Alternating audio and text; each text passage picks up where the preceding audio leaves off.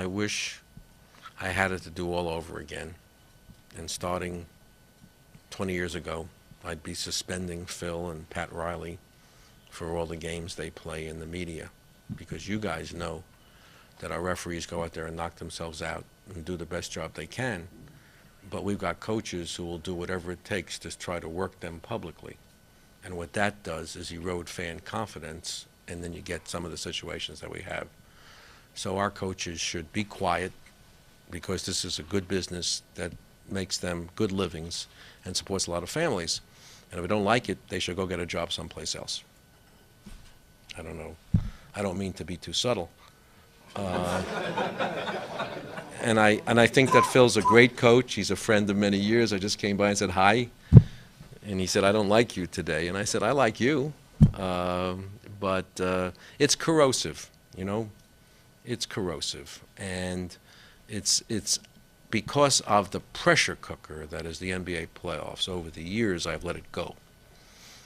But when you hear a Chicago coach say, oh, you know, they're doing it because this game was lost because NBC wants an extra game, and you hear a New York coach say, well, you know, what are you going to do? Jordan gets all the calls, and they all. It sounds like a lot of fun and et cetera. Or you hear a Stan Van Gundy do what he wants to say, and then the players join in.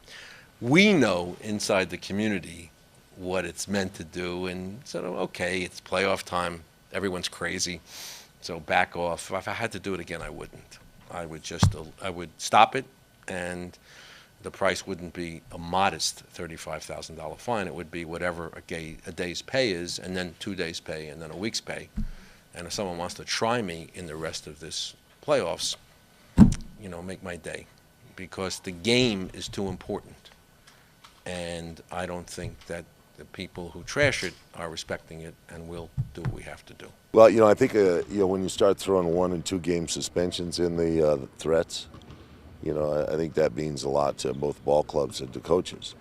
You know, it seems awful heavy-handed to me, but, you know, David is one that, you know, isn't shy about being heavy-handed. So you have to sort of watch what you say a little bit more than when it's past the finances? Well, you know, there's a certain gamesmanship that goes on that obviously he feels, you know, cheapens the game.